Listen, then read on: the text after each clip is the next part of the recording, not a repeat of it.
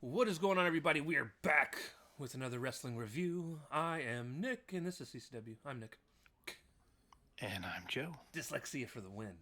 Um, that's what I'm blaming it on. I also would like to say ADHD is the thing, you know. So, we're here to talk about Collision. Um, we're going to give you a quick recap of SmackDown. It happened. Moving on. And It was a show. so Not that the collision we're going to talk about is any better, but to be 100% truthful, neither of us got to actually watch the show. I was very busy. Just like today was a movie watching day with a lot of people, so I didn't have any time to actually we finished right as Collision came on. And then yesterday I was just busy doing things around the house and whatnot to be able to get to SmackDown. yeah, and I just didn't want to watch it. I decided to play Borderlands instead. He said Borderlands for the win. However, I did look up the results on, I believe it was CBS Sportsnet or whatever. Yeah, I watched the recap, so I got to see some of the show. But I did see that Ilya ended up beating Black. Yep. Which excites me because I really like Ilya, and I was afraid when I seen that that's who he was wrestling after everything that's happened. I was like, man, they're already going to have him lose the title. Well, there was some distraction by Priest, who then beat his ass afterwards. Priest. Yep. And then I saw that I wouldn't have liked most of the rest of the show. No, you would not have. Because there was some stuff involving the MFTs, and I just don't care. Yeah, the MFTs are back in full force on SmackDown. Tama Tonga is ripping off Will Ospreay's move and calling it the cutthroat, which I don't like at all. I see we're also getting what was it? Drew and Cody 2, 3, 4, however many it's been. Yeah. At Saturday Night's main event. Drew is being accused of attacking Jacob Fatu, even though he's claiming he's innocent. Cody doesn't believe him. He has a match with Jimmy Uso on the show as well. Drew does. Right. Poor Big Jim. Poor Big Jim. But yeah, so I don't remember much of anything else that happens though. A big heel turn happened. Who went heel? Jade Cargill. I didn't. Dude didn't even post anything about Jade. Whoever it was. Kiana James fought Tiffany Stratton. They ganged up on Tiffany after the thing. Jade came down for the save, and then raised Tiffany's hand, then dropped it and lariated her, and then threw her all around the ringside area, and yeah. So we got a heel Jade now, which we should have had a long time ago. Is that a heel Jade, or is that just I'm coming for your title Jade? No, they were putting it over pretty hard that she was turning heel. Cool.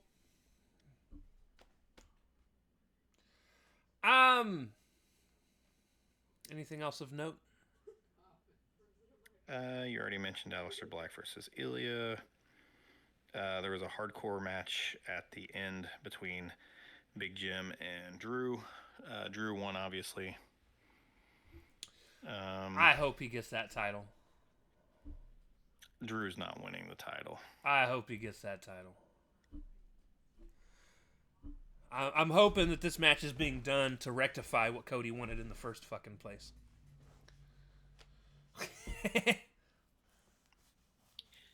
Yeah, I don't know what they're going to do with those. Now, there are speculation that Drew could win that title. And then Punk win the title. And then the two people that had the feud of 2024 are going to go on to both be champions at the same time. I was like, that'd be interesting. Not that it matters because they're on different shows. I mean, I guess it would be something. Right. So we're gonna move on to Collision. AW Collision. We're in Texas. Shivani and Nigel on commentary because FML. Which, Yeah. to be honest, I've gotten to the point where I just ignore commentary. If Shivani's involved, because I'm gonna be honest with you, I didn't notice at all tonight anything from commentary. I noticed Nigel. I just paid attention to the wrestling and Nigel correcting Tony. Which probably happened a lot. It happened at least once. He thought Brian Keith threw a shoulder block instead of that running headbutt. The running headbutt. And then he kept saying that Jack Perry took money out of the the money bag at the end of the night. We start off with Adam Page. He comes to the ring, starts quoting the Joker. God, I hate Adam Page's promo skill. Then talks about beating Joe and being stabbed in the back. Says they've become the very thing that they've fought against for so long. He says that the ops should have known better. He's now going to be hunting Joe.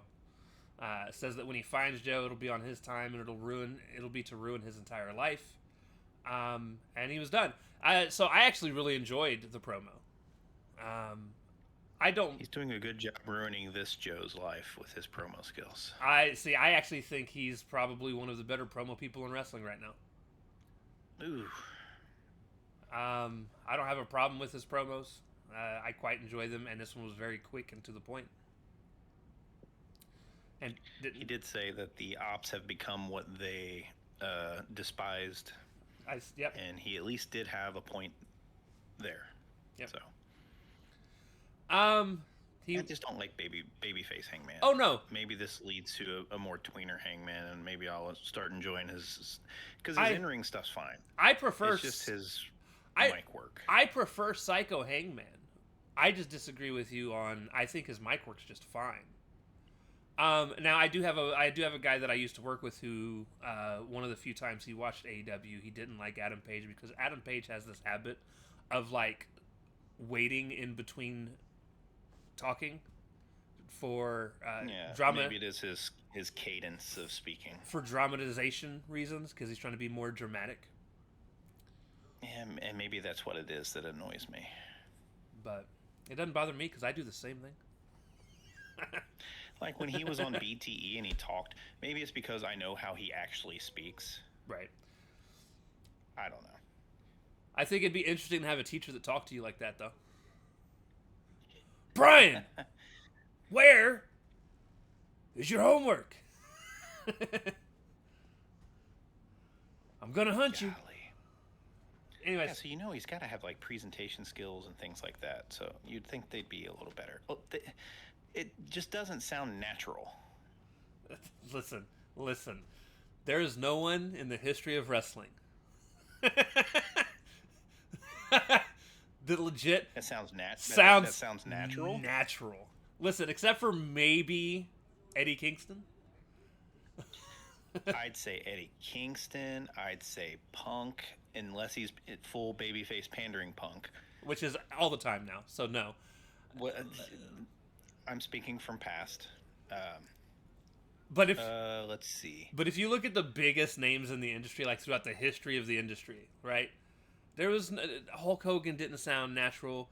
Macho Man definitely didn't sound natural. Austin didn't sound natural. What are you talking about, brother? Austin didn't sound natural. Rock didn't sound natural. Taker has never sounded natural until he, quit wrestling. Kane sounded natural if you had throat cancer. Actually, aside from the what bullshit, Austin actually sounds like that. No, he does. He just, I don't know. Because of him, people run around talking about "give me a hell yeah," but like nobody actually did that shit, because it sounded cool. The worst thing to come from Austin's run was the what chant. True. I guess you could say Kurt Angle sounded pretty natural, for the most part. It's Kurt Angle had no right being as good as he was. He really didn't. And then again, I've told people, even though he was not even in my top probably 7 to 10 favorite wrestlers, he might be 7 to 10. I definitely think if I was going objectively, he would be a top 3 objectively best wrestler all time easily. Yeah, easy. He just, had he not already came into the wrestling with a broken freaking neck, as he would say, Right. like longevity, he could have done it for a long time. Just stupid amounts of good, man. Just stupid amounts of good. Learned it all on the fly too. He took to it like nobody has taken to it ever. It's insane. But anyways, yeah. So after Adam Page was done, because I don't know where all of that was going, other than, oh yeah, you were like, he doesn't sound natural. I'm like, nobody does. LA Knight certainly doesn't sound. Anyways, moving on away from that conversation. Yeah. So we get an earlier tonight video, and I was super excited because Pac's there, and he's got his shirt off, and I was like, oh, maybe we're getting actual Pac back. And he's like, it's not war, it's a battle. I can't mimic whatever it is that his accent is. He's from the UK, so it's an English accent. But he says the stoned pit bull is a mutt, and they're the Death Riders, and they're going to dominate. And then I was sorely disappointed because Ugly Geared Pac came out. His whole presentation right now is rough. Oh, and you guys this is rare for me. I hated this match, and it has 2 people that I actually really like in it.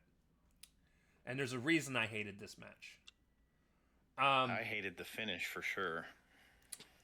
So I did post. I didn't post anything. I wrote down, this was a rough one for me. It was a slow-paced match with Pac pretty much on top the entire time, which is fine. I don't mind Pac being on top most of the time. But my problem was Pac was wrestling like heel John Cena. And it was pissing me off. Like, he would do a move or something, and then he would stand there and look at the crowd. And then he would finally slowly start to pick up somebody, and then he would do a move, and then he would look at the crowd and taunt the crowd. And I'm like, this isn't Pac. Like, I get that he's probably trying to... I don't know. I get he's probably trying to slow down to keep from maybe re-injuring himself so quickly. But, like, dude, quit being a bitch. and figure it out, because this isn't him. I don't know what's going on. It's a completely different style that he's wrestling. It's terrible. And it's not fun. Don't like it. I do not like it. Do not like it. He always had like submissions and stuff that he would do. So if you want to be like a grounded submission technical wrestler, do that. I don't know what this is. No. Like I said, it's John Heel Cena. John Heel Cena. Boy, Heel John Cena. It's gonna be a night, guys. It's gonna be a night.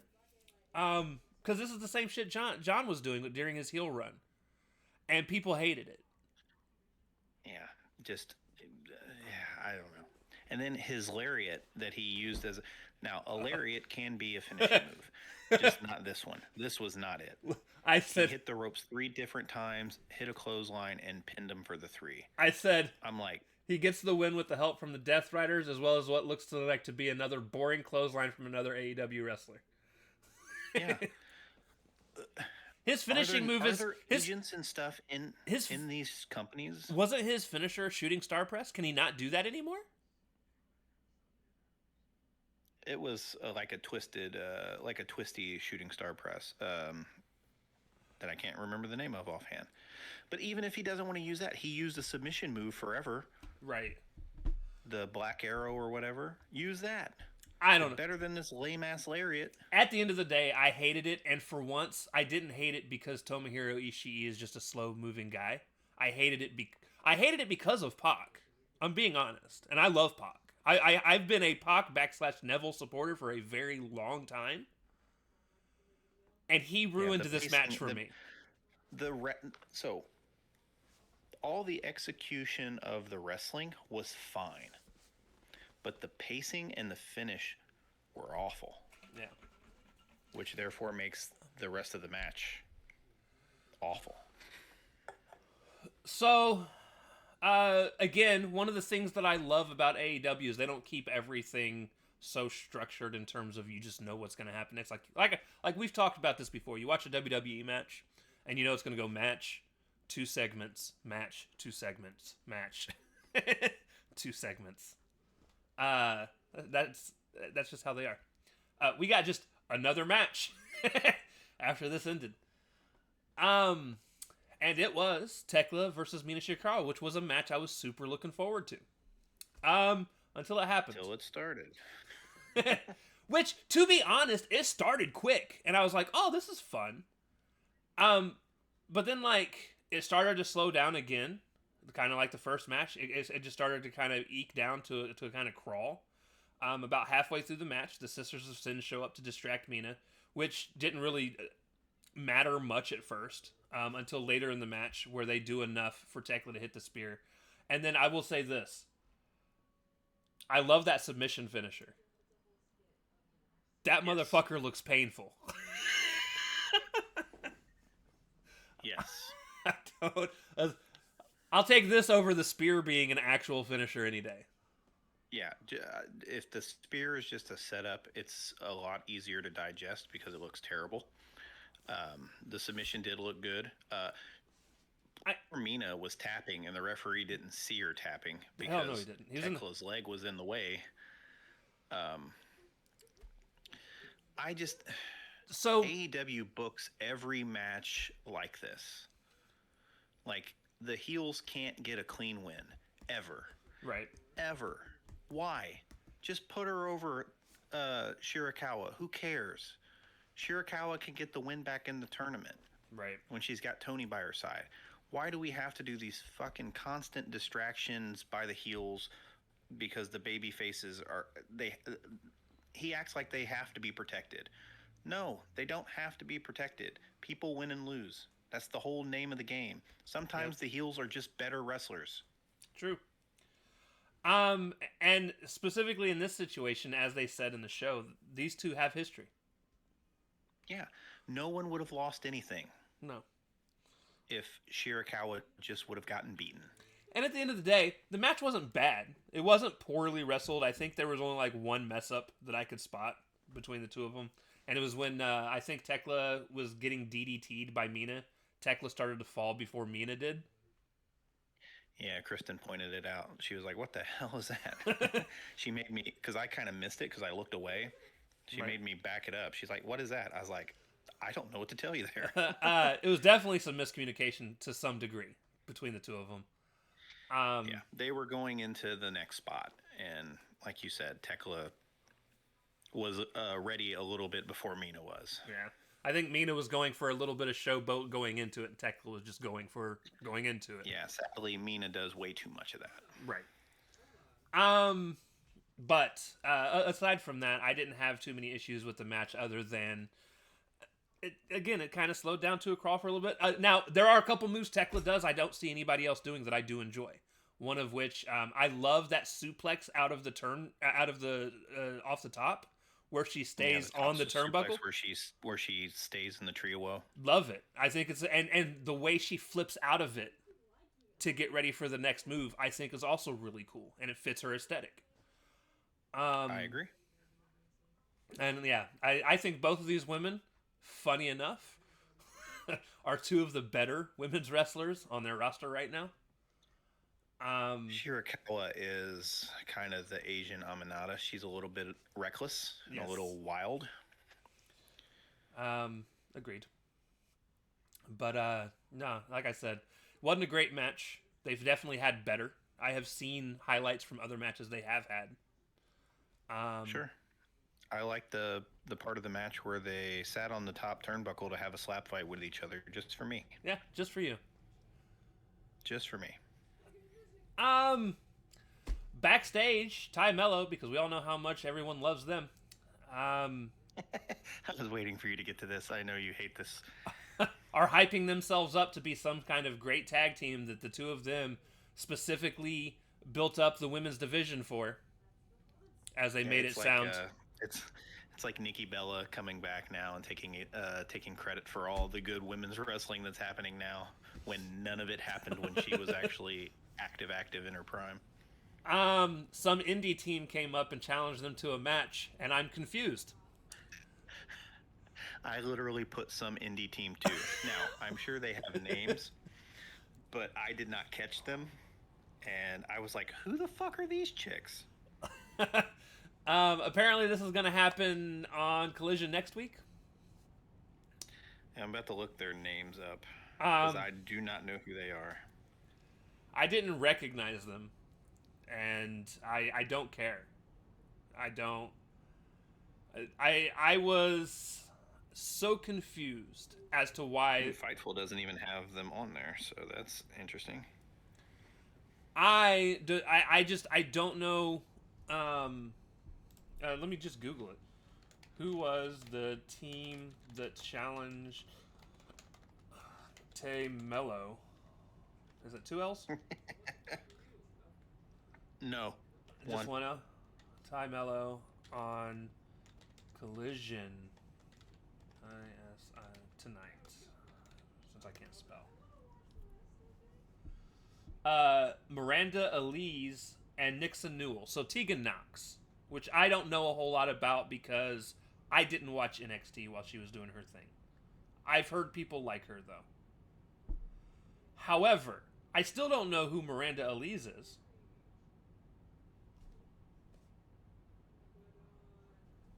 You there? Yeah, I'm here. Okay. I didn't know that was Tegan Knox. No, I didn't either. But again, I don't know nothing about her, so. I mean, I've seen her on WWE, but she's been gone a little too long, I guess, because I did not recognize her there. No. So yeah, that's that. Anyways, we gotta suffer through Ty Mello wrestling and probably winning next week. Well, you know that they're not going to lose to an indie team right before the tag tournament. I mean, they could. Listen, be realistic here. Are they gonna? Is the indie team going to take their spot if they win? I would fucking hope I would so. actually kind of be down for that. I would hope so. So then we get the MXM TV casting call match, which was better than it had any right to be. And it was only better because I didn't expect who it was that came out to come out. And I love that it was a squash match. It was an awful match. It was so bad. It ended up being Olympia versus Taya Valkyrie.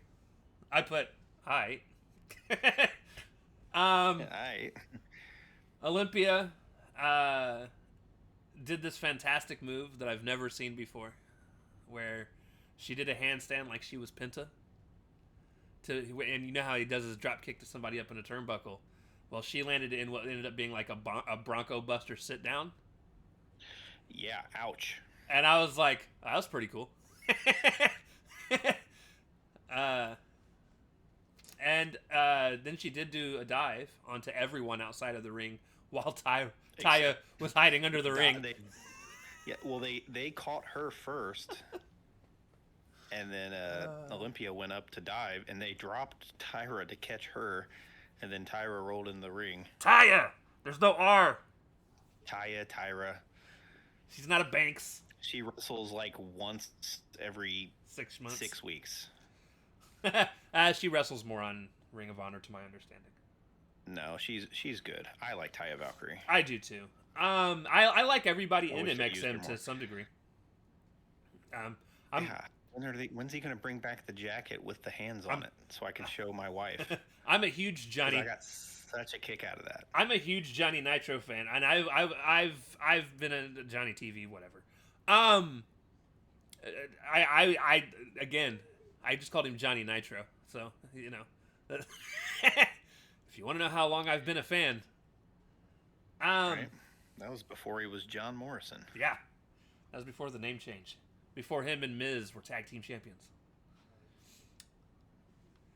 Before his run as ECW champion, after when ECW Revival got on what was that, Sci-Fi? Yep. Basically, it was a squash match where Olympia won with this really cool 2 squat press slam X Factor combo thing. I don't know what it was. It was some It looked neat. fireman's carry. She slammed her out of a fireman's carry, but not like It was like it was like not like a Falcon Arrow slam like normal people do. She just kind of like tossed her up and then X Factor. threw her to the ground. It was neat. Yeah, I it was don't. weird. Again, I love creative finishers, which you guys are going to find out soon. You must be talking about the next match. I sure the fuck am. But yeah, so Olympia won. We get this big update for Wednesday, which excited me 3/4 of the way. For Fright Night. We get a Fright Night #1 contendership match for the world title, where we're gonna get Bobby Lashley versus Ricochet versus Samoa Joe versus Hook. What? Did they just need somebody to take the fucking pin? No, I know what they're doing, and it's dumb. I hate every minute of it. I just laughed myself into lightheadedness. Okay, I'm back. Ricochet and Bobby Lashley have history, and Hook and Joe have history. So that's what the whole point of this is for. What's going to happen, though? And of course, Hook's going to kind of want to beat Samoa Joe's ass for being a douche. Because Hook's still a face, right? Who can tell anymore? So here's what I hope is going to happen. I hope Ricochet wins, because I think that creates the most entertaining match. Because I think him and Adam Page would actually have a banger. That ain't gonna happen though. It's gonna be Joe somehow. My second favorite option is Bobby Lashley, who's the more realistic pick. I think Hangman's coming out. It's gonna get everybody disqualified. Joe's gonna win by disqualification, and that's how they're gonna set up their second match, which I think is lazy booking. But I do think Samoa Joe's gonna win. So it is what it is. I just don't think Hook should have been the fourth person chosen for that match. He's done nothing to earn a #1 contendership match. I'm just being honest. Precisely. Everyone else there has some sort of stake to some degree. Sure. Hook does not. And I'm not a Hook hater, guys. He's done nothing. So. Match #4, my match of the night. And I actually thought this match as a whole was just really fun and really well done. Which I agree with you. Which is I think weird coming from a Brian Keith match, if I'm being honest. Yeah, but it totally had very little to do with Brian Keith. No, Brian Keith was fine. Ace Austin's a beast. Ace Austin is good. My worry is they have like 8 other people that are just like Ace Austin. He has some unique. Get lost in the shuffle. He has some unique stuff to him. I think what's going to lose him in the shuffle is being stuck with the Bang Bang Gang. That's also sadly, all the guys who are like Ace Austin are also stuck in some sort of group. Speaking of people that are similar to Ace Austin, do you know who I wish was actually tag teaming with him? Humor me. What the fuck is his name? Dude from Jet Speed. Not Mike Bailey. No, the other one. Kevin Knight. I think Kevin Knight and Ace Austin would have been a banger ass tag team, dude. Instead, he's stuck with 10-year-old Mighty Morphin Power Ranger boy. Yeah. I don't think they're a bad tag team either. I like Jet Speed. I think him with Ace Austin would have been better. I agree. I would like Mike Bailey if you just put some fucking shoes on. So put some fucking shoes on. No, get those grippers out of my TV. Ace Austin has this really cool, unique style, which we saw a little bit of a couple weeks ago when he had his debut match a month ago when he had his debut match. Many weeks ago. Like one of the things that he does that I really enjoy is when they go to do that like trip when they're on the floor and he's on the apron and they go to do that trip and he kind of jumps over him and handstands on one hand and then they come back to knock him down and he flips up and then he runs and does the PK kick or whatever they keep calling it. Mm-hmm. I think that's fun. One of the things he did for the first time this match that I thought was super dope was they clotheslined him over the top and he did this backflip and landed on the apron. Which Yep. which usually people fall completely over for, but I was like that was actually super dope. And his finisher, bruh, It's a jumping, twisting blockbuster from the ground. I really liked it. It's unique. No, I've not The seen fold is what it's any. called. I've not seen. It's got a dumbass name. Don't get me wrong. Um, but it's the first time that I've seen it. Honestly, the fold's not that bad of a name. He does kind of fold them up. What I thought they called it was the Fool. Nope, First it's the fold time because it's a card. It's a card poker thing. and but one of the things I love about him doing his finishing move, he pulls another ace out of God knows where. Out of his sleeve, his little arm sleeve thing. Probably. I didn't see where he grabbed it from. I just seen he had one in his where hand. He pulled it from. And he They kissed showed it several times. He kissed it, flipped it off to the side, and then ran and did them. I was like, that's pretty cool too. I don't. Yep. So no, I've enjoyed a lot from what I've seen of Ace Austin so far. And I hope he gets more in ring time. Yeah, hopefully he doesn't, like we said, get just kind of lost in the shuffle. Yeah, shuffle, get it? Unfortunately, shuffle. Fuck you. Unfortunately, he's stuck with. It's not unfortunate either because I like Bang Bang Gang. I don't mean it in a negative way towards Bang Bang Gang because like I'm a fan of that stable. I like everybody in it. Juice is finally looking like fucking normal. I love the Guns. He's grown his facial hair back out. Right. I think the Guns are one of the better tag teams in AEW if one of them's not hurt. And yeah, and Switchblade. I like Switchblade. I have nothing else to add. I'm just still marveling over my card pun that you just walked right over. I had to. Listen, dude, you're over there thinking you can stack the deck. Not gonna happen. Nah. But no, I thought it was a good match. It was my match of the night. And like I said, it surprised me because I was like, oh, great, a Brian Keith match. Even if it is Ace Austin. And even Brian Keith wasn't bad. Brian Keith isn't a bad worker per se. And I did like the running diving headbutt. It was different. It's stupid. Yeah. But it's There's different. just so many people on that roster that you're like, why is Brian Keith getting TV time? I still think they should have put Big Bill with the other New York guys.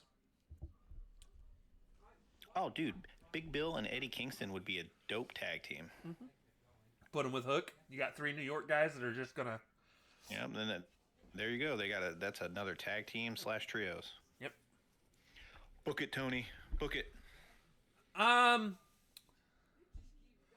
Backstage, Don Callis is making fun of the interviewer, but mostly tried to say that amongst his team full of alphas, sometimes they're just going to bump heads. And this Wednesday, there's going to be a Don Callis family summit where I guess he's going to try and make peace. That's absolutely not going to work. Nope, we're totally getting Okada and Talk at the pay-per-view, which is about damn time. Backstage, also, Outrunners and Dalton Castle in what is probably my favorite backstage moment of the night are trying to explain what their secret sauce is, but the Acclaimed are arguing nearby. And they ask them to basically go away because they're trying to explain their secret sauce. And then the 2 guys from Acclaimed are kind of talking shit as well. But they decide to go their separate ways after arguing. And after it's done, Dalton tries to reset for the taping, and Lex is like, "Oh, we're live," and they look so confused and like, "Oh shit!" And he's like, "And that's the secret to our success." And then it went to commercial break, and I was like, "That's fantastic." Oh man, comedy act. That's fine too. Goofy wrestling for life. I'm here for it.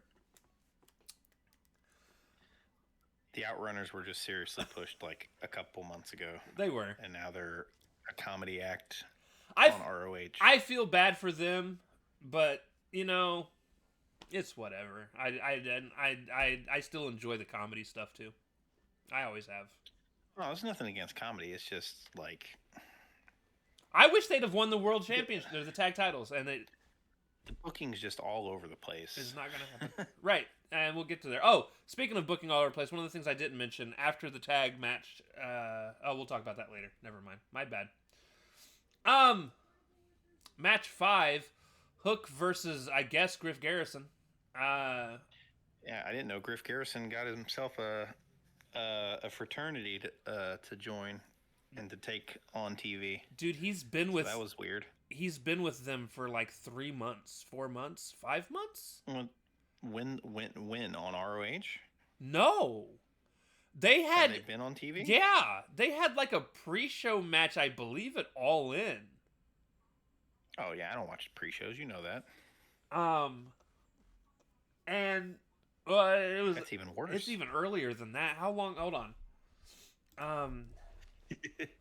They are not that important to look up. How long has Griff Garrison been with the fraternity? Because I can't spell. Team on AEW. February is when they got together. Well, that was 8 months ago. But yeah, I think everything about this team is stupid. Is what that boiled down to. Yeah, you went through all that trouble just to be like, and it's dumb. It is. I have never, guys, never enjoyed like scholastic fucking, like, listen, Chase, you was fucking stupid. This is stupid. The fucking Spirit Squad was stupid. I fucking hate it. The bad thing is, Griff Garrison went from like the football team cheerleader gimmick with Julia Hart and Brian Pillman Jr. to, it's like he graduated high school and then went to college and is still doing the same gimmick. It's just dumb, dude. And they're like party boys with like, they come out sometimes with like red Solo cups, like they're supposed to be drunk and shit. And it's like fuck off, dude. We can't take you seriously. Not at all. Speaking of, not even his comedy acts. And yeah, Hook wins in a match that I think I looked over to look at a cat and looked back and it was over. It was literally a suplex and red rum and the bell. My favorite part of the match was post-match. Kingston comes in with a chair to make sure the college people don't come in, and I kept thinking he was going to knock fucking Hook out because he had that like look like he was going to turn and do it, and I was like, ooh, a heel turn for Kingston? I thought he was tired and was just going to unfold it and sit down. He did not blast Hook, guys. He actually kept his thing going, and okay, that's cool with that. But I was waiting. I was like, oh, it's gonna be. It's just it's a weird mixture. Why does Eddie have to be with Hook? I don't understand. Because they're from New York. I get it geographically, but I don't understand it storyline wise. Hook's the only guy that checked in on him while he was out. Because he was also out. He wasn't busy either. Probably also true. And then also backstage, Olympia said next week on Collision she's going to beat Monet for that CMLL women's title, whatever it's called. Yep. Pretty much the CMLL women's title. That'll actually probably be a fun match. I'm actually rooting for Olympia. I am. Yeah, she's not going to beat Mercedes. Probably not. Unless somebody hoses Mercedes, they're not going to let Mercedes. We clean anyways. We get a vignette for the Sisters of Sin versus Jamie Nada, and I only mention the vignette to say Jamie Nada because if I don't, someone else will. There you go. Yep, Sisters of Sin. Then we get match 6, which is FTR and the Bucks. Oh, this is the main event. Who the Bucks came out to FTR's music with them because they still can't afford their own entrance, which was amazing. Yeah, insufficient funds. Versus Jurassic Express and Jet Speed. I'm glad I didn't miswrite that as Jurassic Speed and Express Jet. Jet Express and Jurassic Speed. Sounds like two different freight forwarders and carriers. Very true. Very true. Cash popped a Jurassic Express beach ball because he's a dick, but it was funny because he did it with a chair. That was my spot of the night. That was my favorite part of this whole match. Jurassic Express came out with beach balls, and Cash got a hold of one, and I believe Matt held it in place, and Cash smashed it with a chair. It was great. We get a cool triple moonsault spot off the top to the outside by Jet Speed and Jack Perry from the same turnbuckle, nonetheless. Yeah, it took a long time. We'll talk about a long time in a second. Luchasaurus hit a choke slam and a moonsault of his own right after, which was kind of cool. Stoke tried to throw powder into Knight's eyes, but it didn't work. As far as costing him the match, it worked. I mean, he got him. He just it didn't cost him the match. It did, however, shift the momentum for a little bit. He did get chased out by the Luchas for a moment. Yeah, they let it happen right in front of him, though. Yeah, they did. The camera. I don't know if the camera was supposed to catch him in the shot, but like right within feet of them. Luchasaurus had this really cool spot where he overcame everybody, and it made me happy to just see Luchasaurus back. Because I like Luchasaurus. He's a good guy. He's a good wrestler. I don't dislike Luchasaurus. He's a good dude. Yeah, considering how sick he was, yeah, super glad he's back because he dealt with some shit. Yeah, he did. He nearly died. So the heels tried for a 4-way EVP trigger, and Luchasaurus moved, and they all hit each other, which was fun. Yep. And then this is my one complaint of this match, and it's the main reason why it did not make my match of the night, because I do think match-wise, wrestling-wise, it was on par with the other match that was my match of the night. However, the ending of this match, Speedball hits his spinning heel kick, and Dax had to lay there for like 6 years, forever. While Knight and then still took the pin. While Knight did his UFO splash on Cash, and then he still got the pin on Dax. And I was like, bruh, he should have kicked out before the pin even happened. It was that long. Yep. They just wanted the visual spot of them pinning FTR together, and it was stupid. I don't know if it was old boy just not getting up to the top quick enough to do the move, or if everything just happened way too quick in terms of everybody not being in the right spot. I don't know. But it looked to me like Kevin Knight was out of place. Right. And yeah, it just, I don't know, dude. I didn't like the end of it. Yeah, I agree. If Cash was the one taking the pin, it would have made sense and been fine, whatever. Yeah, but it was Dax who was laying there forever. Yeah. Tony had this major special announcement that he didn't actually get to make. They had to announce it at the very end of the show, and they announced that all 4 of these men were going to be in another match next Collision, because guess what? That's just what we do now. Yeah, now it's a 4 corners tag match to be number 1 contender for the tag team championship. Yes. Instead of somebody like Goa who's been winning recently or anything like that, I'm just going to give it up to 4 random teams. 4 random teams. Like, why isn't Goa in this match? Look, I don't like Goa. I like them. That's a lie. I don't like their finisher. Their finisher sucks. But, why aren't they in the match? Old boy's getting a number 1 contendership shot for the world title.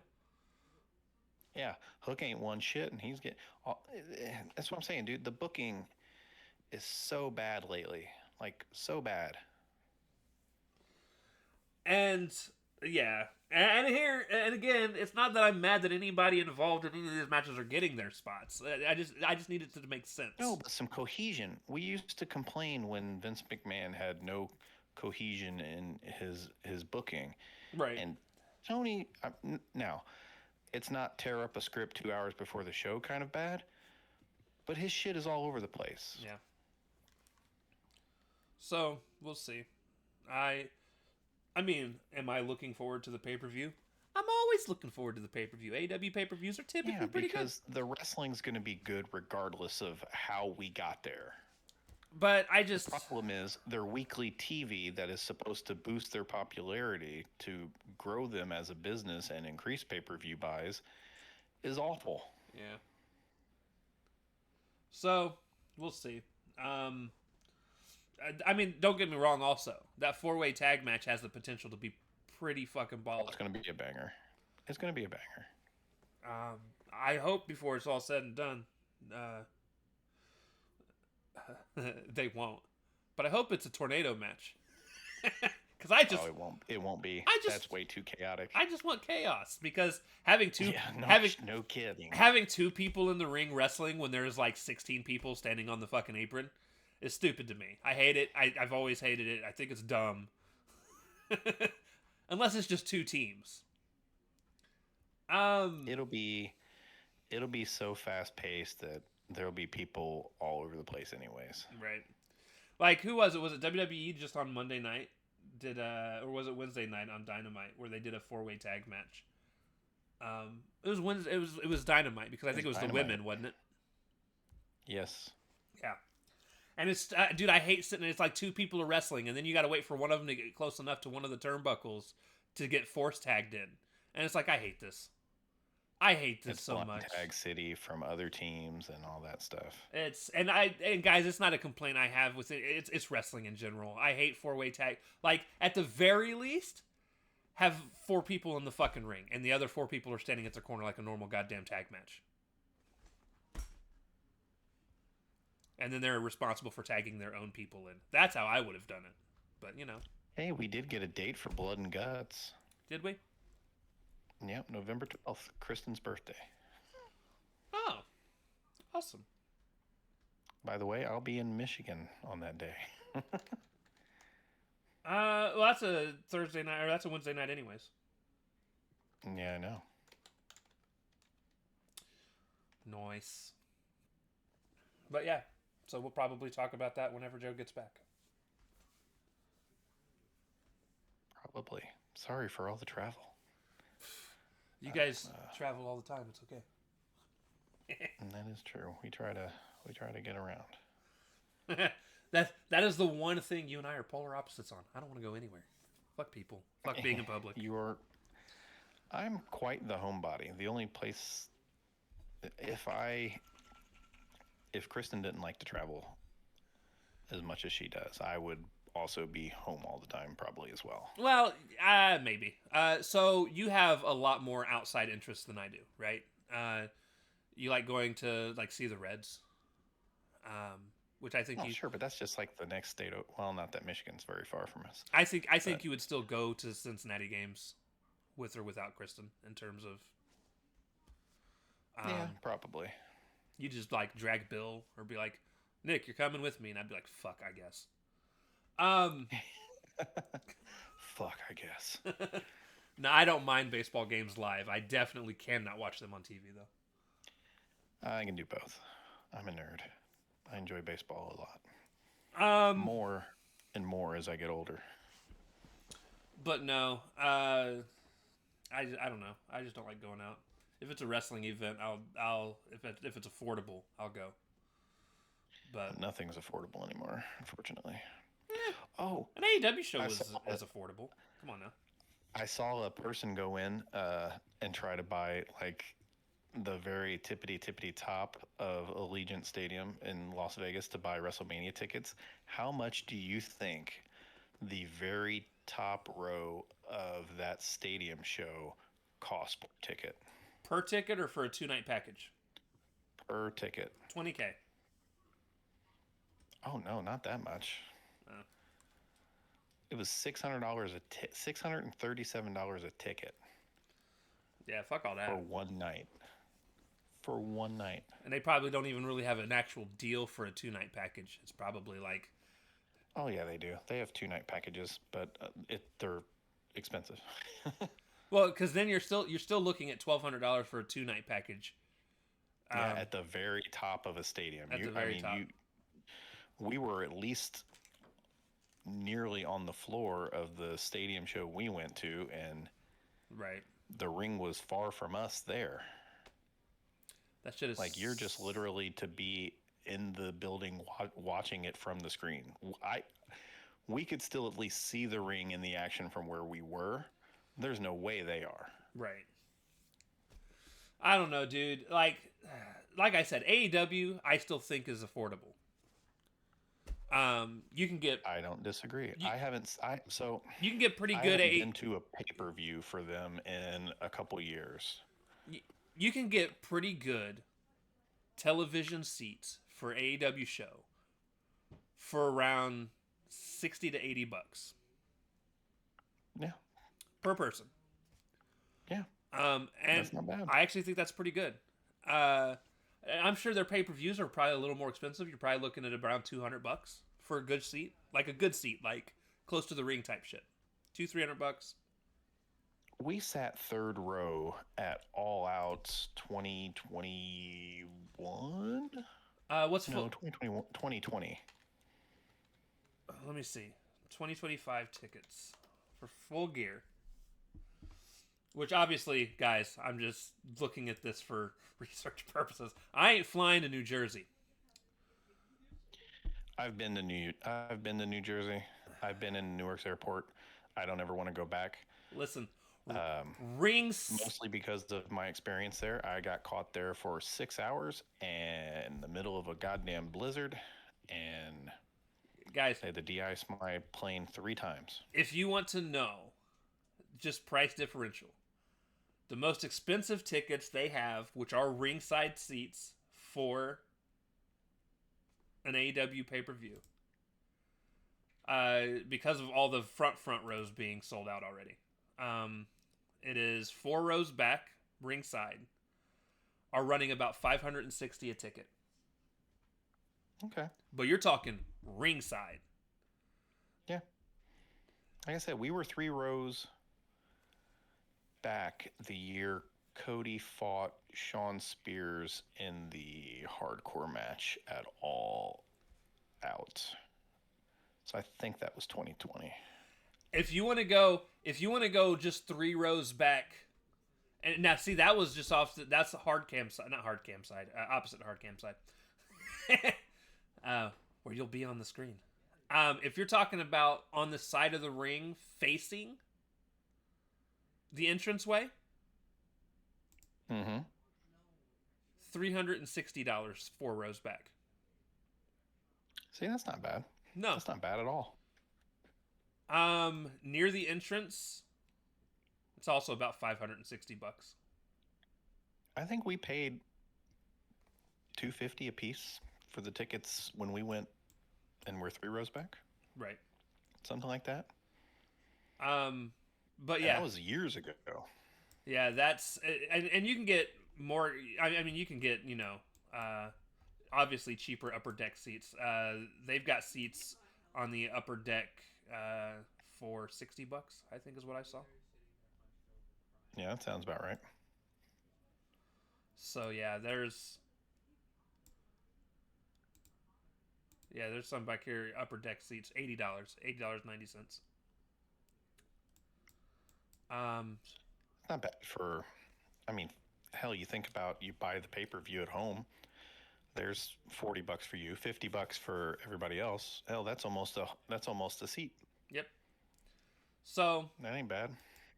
Just wanted to talk ticket pricing. And don't get me wrong, WrestleMania, for all intents and purposes, should be more expensive. It's the show of shows every year. That is like the big wrestling show every year, and I get it being more expensive. But to charge people nosebleed back of the stadium seats the same price that you're basically paying to sit almost ringside for another promotion is insane. They are not very consumer friendly right now. They've admitted that they don't plan to be. They're gonna raise prices again. What are you talking about, dude? Right? They've already said trying to bleed their. They're trying to get every damn dime out of people. TKO has already said that the one thing they feel Vince McMahon was doing wrong was not charging more for tickets. Yeah. And I'm like, that is Vince was trying to insane. keep an audience. Yeah, when Insane. you're making Vince McMahon the baby face when it comes to affordability. Yeah, insane. Insane. People are fucking nuts, dude. I don't get it. I do not get it either. Well, I mean, people keep paying. Yeah. But yeah. So there's our side project conversation for the night. With that being said, we will see you guys Monday Monday. for Monday Night Raw. Next week, we've got Raw, Fright Night Dynamite, which I'm excited for because it's Halloween themed. Fright Night Dynamite. SmackDown will be on Halloween, so I may or may not watch it. Depends on what I'm doing that night. I will obviously. They keep putting out banger shows like they have. Right. I tell you what. And then there's Collision Saturday. Oh no. Saturday is Collision and Saturday night's main event. So Ugh, how the fuck? I'm not going to be able to watch Saturday Night Main Event. I am. Do you not have Peacock anymore? I do not. I canceled my Peacock. Hold on. Is it on the UK Netflix? Because I don't think they have Peacock over there. Yes, Saturday night's main event is on Netflix in the UK. And that's why I canceled my Peacock. So yes, that's where I will also be watching it. I have Peacock though. There's no need for the Peacock anymore. But the difference is, I mean, there's still a need for me. It's where they keep all of their old pay-per-views. So what you're saying is you need the Peacock? Yes. I'm sorry, I'm childish. No, that's fine, dude. I absolutely love the taste of Five Guys meat in my mouth. So, you know, it happens. Do you watch the Peacock when you have Five Guys meat in your mouth? Sometimes. All right, that's enough of that. That's funny though. Five Guys will never sponsor us now. Thank you. We just gave them glowing reviews. What are you talking about? Right? I love when they're sauces. Anyways, I'm not gonna go there. So Yeah. Anyways, no, I will watch Saturday night's main event on the UK thing specifically because I won't get commercials. And that's worth it because that is all that show is. You're not wrong. I will actually get to watch the matches as they happen. And then, yeah, like I said, there's more the other reasons I still have Peacock as well. They tend to have some pretty good horror movies that pop up. So. Yeah. NBC Universal. Yeah. Even though they're one of the companies trying to buy. What's it them? Warner Brothers Discovery? I think so. Interesting. There's several that are trying to buy Warner Brothers Discovery. Or at least assets from Warner Brothers Discovery. So, I'm curious. Yeah, because WB Games is also for sale. Yeah, I am curious where that's all going to go. Because somebody said, listen. I'm sorry, we're about to go off on another 5-minute tangent. Who was it? Wrestle Juice. The main guy from Wrestle Juice, Steve. Yeah. Steve said jokingly, and he said it jokingly, and I was like, bruh, this would be an amazing thing. Steve jokingly said that we as fans should all get together and buy the company. And get together and buy Warner Brothers Discovery? Yeah. Unless he's got No. Unless he's got billions of subscribers. He's just talking about wrestling fans in general. He wasn't being serious as far as like jumping in and doing it. But he jokingly had said the fans should get together and buy Warner Brothers Discovery. And I got to thinking about it and thought it would actually be super dope to have a fan-owned television company like that. Because, like, all of a sudden, like, we could force them to release that Batgirl movie that they fully made.